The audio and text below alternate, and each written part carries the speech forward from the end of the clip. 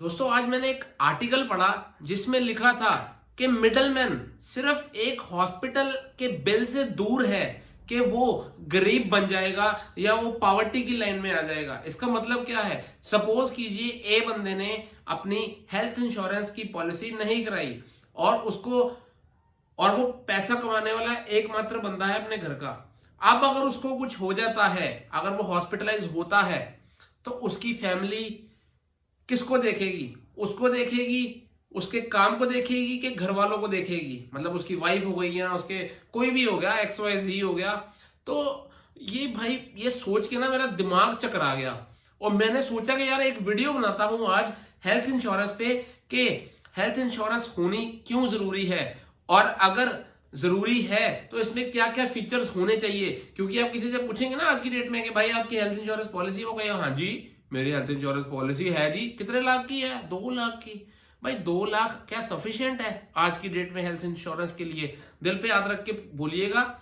आपने पिछले 1-2 साल में कोरोना काल देखा है और आपने देखा है कि कैसे हॉस्पिटलों ने लूटा है क्लाइंट्स को। भाई साहब बुरी तरह लूटा है। 5-5 6-6 लाख का बिल बनाया है छोटे शहरों में। और अगर दिल्ली जैसे शहर की बात करें ना, आप वो कहते थे पहले लाओ जी 15 लाख रुपया लाओ आपका बंदा फिर एडमिट करेंगे, 20 लाख लाओ फिर बंदा आपका एडमिट होगा। तो आपको कुछ मैं ऐसे पॉइंट्स बताने जा रहा हूं जो आपकी हेल्थ इंश्योरेंस पॉलिसी के अंदर होने ही चाहिए, अगर आपके पास पॉलिसी है भी तब भी। पहला पॉइंट है प्री हॉस्पिटलाइजेशन। मतलब प्री हॉस्पिटलाइजेशन क्या होता है? हॉस्पिटल जाने से पहले आपको कोई प्रॉब्लम हुई होगी तभी आप हॉस्पिटलाइज हुए हैं। जैसे आपने कोई टेस्ट कराया होगा, आपकी डॉक्टर की कंसल्टेशन फी होगी, आपने कोई मेडिसिन खाई होगी, तो वो सारी चीजें हॉस्पिटल जाने से पहले वाली सारी चीजें प्री हॉस्पिटलाइजेशन में कवर होती हैं। तो कुछ कंपनीज इसको, जैसे सरकारी कंपनीज हैं, वो 30 डे प्री हॉस्पिटलाइजेशन 30 डे या 15 डेज को कंसिडर करती है। तो मार्केट में ऐसी कंपनीज भी है जो प्री हॉस्पिटलाइजेशन आपको 60 डेज का देगी। अगर आपकी पॉलिसी में है तो बहुत बढ़िया है, नहीं है तो फिर मैं आपको बताऊंगा क्या करना आपने। दूसरा पॉइंट है पोस्ट हॉस्पिटलाइजेशन। आपकी पॉलिसी में पोस्ट हॉस्पिटलाइजेशन का फीचर होना चाहिए। उसका मतलब क्या है? जब आदमी हॉस्पिटलाइज हुआ है उसके बाद जब वो डिस्चार्ज होता है तो वो उसके बाद डिस्चार्ज होने के बाद डॉक्टर के पास जाएगा, वो 2-4-5 बार जाएगा डॉक्टर के पास, फिर डॉक्टर टेस्ट करवाएगा, अलग अलग टेस्ट करवाएगा, मेडिसिन खाएगा बंदा। तो ये सारी चीजें पोस्ट हॉस्पिटलाइजेशन में कवर होती हैं। आपकी पॉलिसी में पोस्ट हॉस्पिटलाइजेशन जरूर होनी चाहिए। और मैक्सिमम आज जो कंपनीज पोस्ट हॉस्पिटलाइज दे रही हैं वो 180 दिन का दे रही है। आप चेक कीजिए आपकी पॉलिसी में पोस्ट हॉस्पिटलाइजेशन का कवर कितने दिन का है। अगर वो 30 दिन का है तो आपको पॉलिसी चेंज करवाने की जरूरत है, पॉलिसी पोर्ट भी हो जाती है। तीसरा पॉइंट है डोनर एक्सपेंसेस। मोस्टली जो इंश्योरेंस कंपनीज है उसके अंदर जो डोनर एक्सपेंसेस है, डोनर एक्सपेंसेस मतलब अगर ए बंदा है हॉस्पिटलाइज हुआ, डॉक्टर ने कह दिया जी आपका लीवर ट्रांसप्लांट होगा, तो कोई भी चीज बॉडी की अगर ट्रांसप्लांट हो तो उसको बोलते हैं डोनर एक्सपेंसेस में वो सारे कवर होते हैं। तो मोस्टली कंपनीज 1 लाख रुपए तक के डोनर एक्सपेंसेस देती हैं। 1 लाख, सिर्फ 1 लाख। और अगर कोई भी चीज ट्रांसप्लांट करानी हो ना तो आपको पता है 40, 50, 60, 70, 80, 90, 1 करोड़ रुपए तक का खर्चा है। तो मार्केट में ऐसी कंपनीज भी है जो अगर आपकी पॉलिसी 10 लाख की है तो आपको डोनर एक्सपेंसेस 10 लाख तक देंगे। आपने ये चेक करना है, अपने एजेंट से पूछना है कि मेरी पॉलिसी में डोनर एक्सपेंसेस अप टू कितने तक है। वो 1 लाख ही बोलेगा, देख लेना आप। मोस्टली कंपनीज में 1 लाख तक का ही है डोनर एक्सपेंस कवर। ठीक है। चौथा पॉइंट है रिस्टोरेशन बेनिफिट। अगर ए बंदा हॉस्पिटलाइज हुआ, ठीक है जी, उसने 5 लाख, उसकी पॉलिसी है 5 लाख की, उसने 5 लाख का 5 लाख एग्जॉस्ट कर दिया। अब क्या होगा? कंपनीज ऐसी ऐसी भी हैं जो दोबारा रिस्टोर कर देंगी 5 लाख और उसको। तो आपकी पॉलिसी में रिस्टोरेशन का बेनिफिट होना चाहिए। बहुत अच्छा फीचर है ये। अगला पॉइंट है रूम रेंट कैपिंग।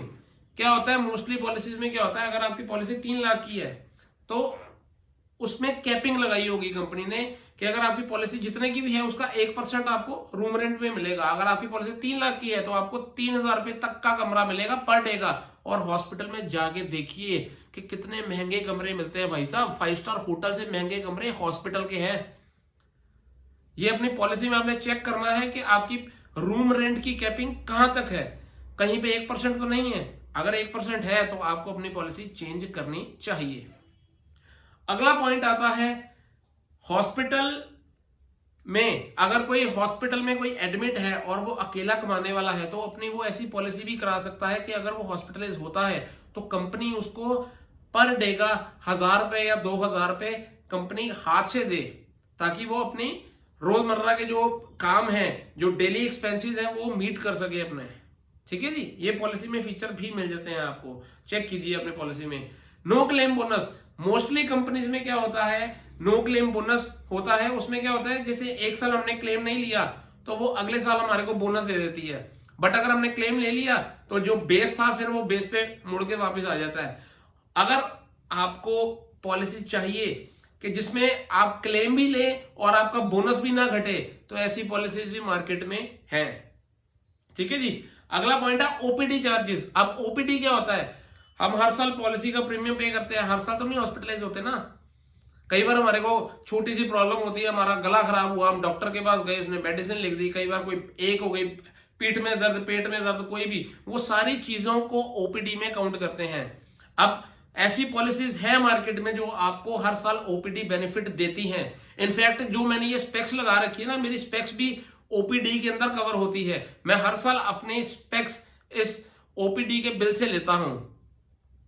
ठीक है, तो आपकी पॉलिसी में ओपीडी बेनिफिट भी होना चाहिए। अब अगला है फ्री मेडिकल चेकअप्स। क्या आपकी पॉलिसी आपके फ्री मेडिकल चेकअप कराती है हर साल? अगर नहीं कराती तो it's time to think, right. अगला पॉइंट है कैशलेस फैसिलिटी।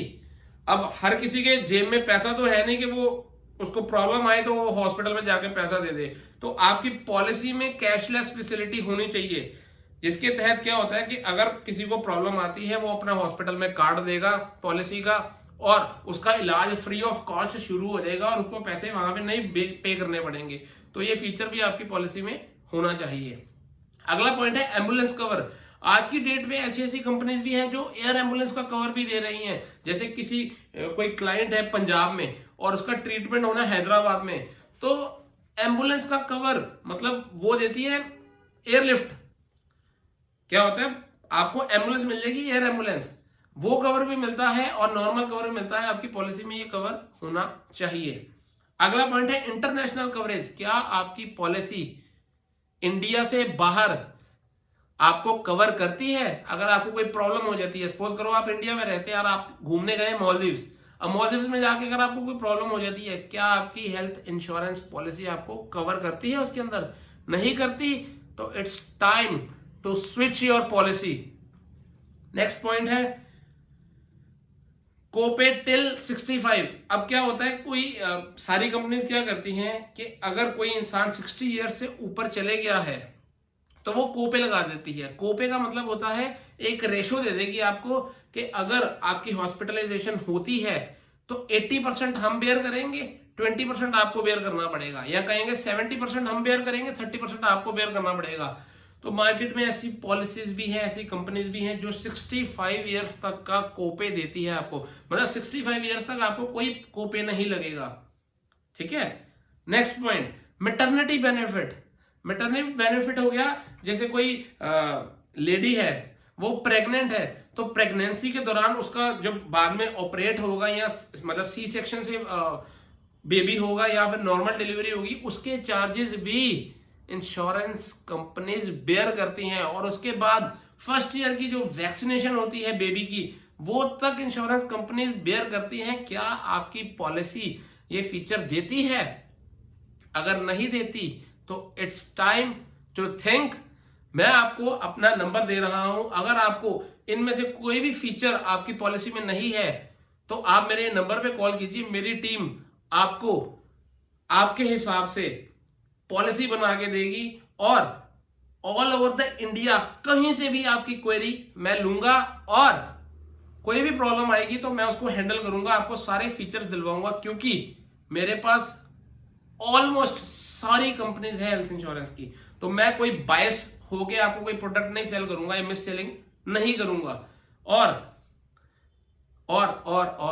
कृपया करके अपनी हेल्थ इंश्योरेंस पॉलिसी ऑनलाइन मत लीजिए।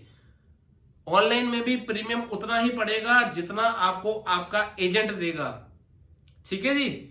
और एजेंट का बेनिफिट क्या है, आपको कोई पॉलिसी अगर कोई दिक्कत आती है ना, तो रात को वो आपके साथ 12 बजे भी खड़ा है, 2 बजे भी खड़ा है। ऑनलाइन अगर आप कहीं से पॉलिसी लेते हैं तो क्या वो आपकी हेल्प करेंगे रात को 2 बजे? नहीं करेंगे ना। या आपका क्लेम अगर रीइंबर्समेंट वाला है, मतलब हॉस्पिटल आपके उसके साथ लिस्ट मतलब पॉलिसी के साथ अगर इम्पैनल्ड ही नहीं है, तो आपको रीइंबर्समेंट का क्लेम मिलेगा। वो कौन करा के देगा आपको? वो ऑफलाइन ही होगा। तो आपकी पॉलिसी किसी एजेंट से होनी चाहिए, ऑनलाइन मत करवाइए, नहीं तो आपको पछताना पड़ेगा। अब तो ऐसी ऐसी कंपनीज आ गई हैं जो कैंसर में भी केयर देती है यार। किसी को कैंसर हो उसकी भी पॉलिसी हो जाती है, किसी को हार्ट की प्रॉब्लम उसकी भी पॉलिसी हो जाती है।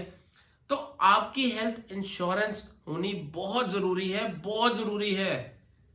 इसको करवाइए करवाइए करवाइए, रिक्वेस्ट है मेरी। क्योंकि फाइनेंशियल प्लानिंग जब हम करने जाते हैं ना, हम सोचते हैं यार हम स्टॉक्स लेंगे, हम एफडी कराएंगे, हम गोल्ड लेंगे, हम प्रॉपर्टी लेंगे। सारी चीजों से सबसे पहले जो फर्स्ट स्टेप है वो है हेल्थ इंश्योरेंस का। वो जरूरी है होनी। अगर नहीं कराएंगे तो आपकी सेविंग्स, आपकी इन्वेस्टमेंट सारी लिक्विड हो जाएगी और सारी पहुंच जाएगी हॉस्पिटल में। तभी ये मैंने आपको स्टार्टिंग में कोट बताया था ना कि एक मिडलमैन सिर्फ हॉस्पिटल के एक बिल से दूर है कि वो मिडलमैन से गरीब बन जाएगा। तो कराइए, ठीक है जी। वीडियो अच्छी लगे तो मेरे चैनल को सब्सक्राइब कर दीजिए, नोटिफिकेशन बेल आइकन को प्रेस कर दीजिए अगर आपको लेटेस्ट वीडियोस देखनी है मेरी। थैंक यू दोस्तों, लव यू, बाय बाय।